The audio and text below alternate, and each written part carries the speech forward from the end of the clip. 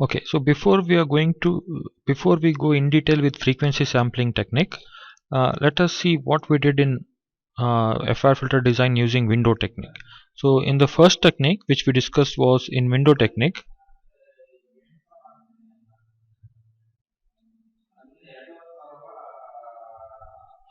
So what we did was, basically they used to give us desired frequency response HD of omega, right? So what we do is we are going to take its inverse discrete time Fourier transform, which we end up with HD of n, right? And this is infinite in length. The length of this HD of n, the impulse response will be varying from minus infinity to plus infinity. Okay, since we are designing FIR, finite impulse response, we want to make this infinite length impulse response to finite length impulse response. So how we converted this infinite length into finite? By multiplying this HD of n with a window function W of n, which we ended up with H of n, where H of n here n is varying from 0 to n minus 1 depending upon what is the order of the filter we are designing, and the window what we are going to choose depends upon our application. And in our syllabus we looked into 4 windows type. One is rectangular, Hamming, Hanning, and the last one is Bartlett window. Okay, so this is how we design a FIR filter using window technique. Now we shall see how we design FIR filter using frequency sampling technique. Let me try to convince you what's happening in frequency sampling technique. In frequency sampling technique, they will give us the desired frequency response HD of omega. Okay, so they give us the specification in terms frequency response HD of omega. Now what we do is we are going to sample it in frequency domain. We are going to sample it. Okay, so with omega we are going to choose for one period 0 to 2 pi. Okay, with omega choosing for one period because HD of omega is actually periodic with fundamental period 2 pi, and this omega is varying from minus infinity to infinity, right? So what we do, we choose omega from 0 to 2 pi and we are going to sample it. So when we sample it, we end up with what? H of k. So this is nothing but DFT, right? Frequency domain sampling is nothing but it's a DFT, right? So where k, how many samples we take? As I told you, we are going to sample it. How many samples we are going to take? It is varying from 0 to n minus 1, where capital N here is order of the filter or length of the impulse response. Okay, since we need the samples in time domain, what we do is we are going to take inverse discrete Fourier transform of h of k. We end up with the impulse response h of n, where n is varying from 0 to n minus 1. Fine. This is how the procedure follows in frequency sampling technique. Okay, since we are sampling in frequency domain, we are calling it as frequency sampling technique. So where the IDFT equation h of n, okay, so for n being odd, is given by h of n is equal to 1 by n times h of 0 plus 2 times summation k varying from 1 to n minus 1 by 2 real part of h of k into e power j 2 pi by n into k into n. So this is for n being odd.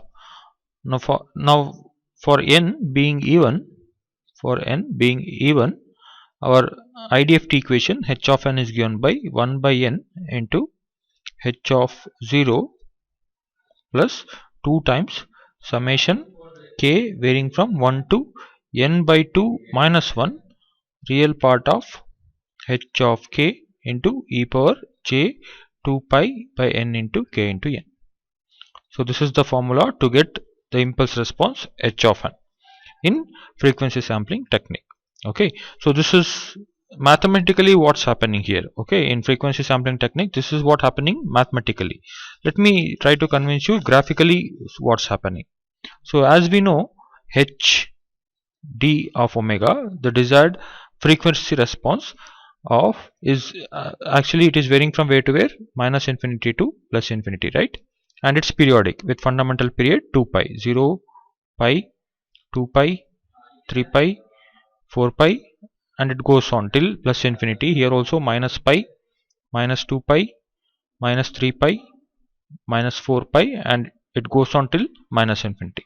Okay, this is about magnitude of hd of omega. So about theta of omega, the phase angle is also periodic.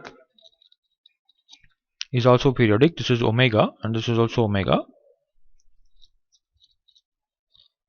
So this is 0 pi, 2 pi, 3 pi, 4 pi, and this is also minus pi, minus 2 pi, minus 3 pi, and minus 4 pi. This is magnitude of hd of omega and this is phase of hd of omega.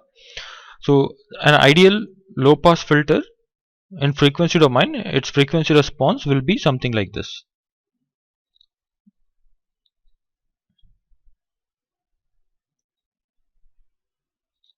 Since it's periodic in nature, so this pattern will continue till omega is equal to plus infinity, and this pattern will continue till omega is equal to minus infinity. Okay, and phase pattern, so basically the magnitude pattern is symmetric and phase pattern is anti-symmetric, and phase pattern looks something like this.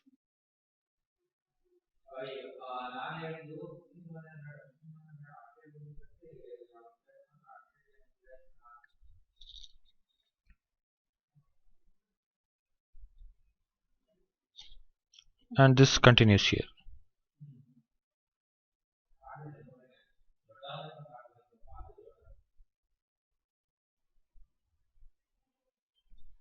Okay, so this is basically 1 and this is 0.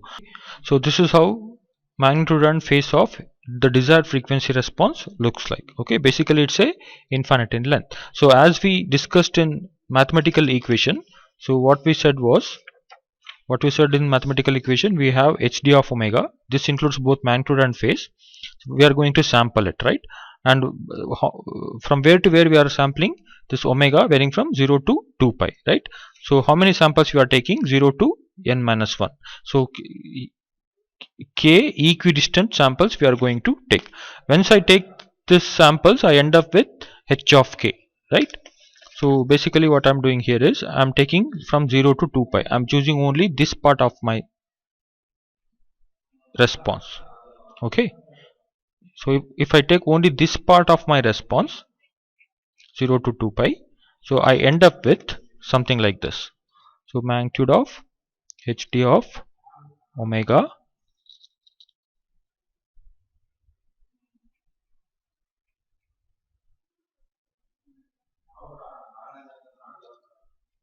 so this is omega, this is omega, so this is theta of omega, this is pi, this is 2 pi, this is pi, and this is 2 pi.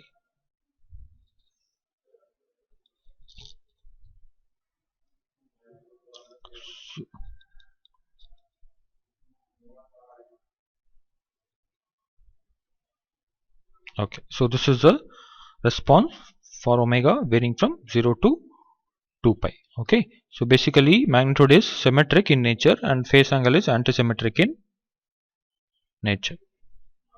Fine. So what are we doing here now? How many samples we are going to take? I'm taking this omega k, so this omega varying from where to where, 0 to 2 pi. So I'm taking totally capital N number of samples. So when I do that,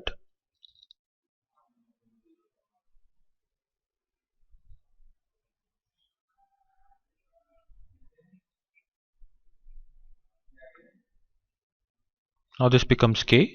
After sampling, this becomes k. So this is for k equal to 0, k equal to 1, k equal to 2, k equal to 3, dot dot dot. So k is equal to n minus 1. Similarly, this is k equal to 1, k equal to 2, k equal to 3, dot dot dot. This is k is n minus 1.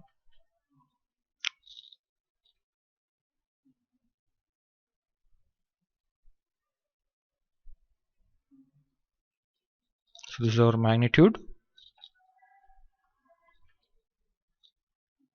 and this will be our phase. So this is the k, this is the sample at k is equal to 1, 0, k is equal, this is a sample at k is equal to 1, and at k equal to 2 and k equal to 3 it is 0, and k equal to somewhere n minus 3, n minus 2 and n minus 1, it is something like this. Okay, similarly phase angle, it goes on like this. So these are the samples what we are talking about. Okay, so after sampling, now what is this value of omega? So omega is 2 pi. Why? Because I'm taking 0 to 2 pi, and how many samples I'm taking?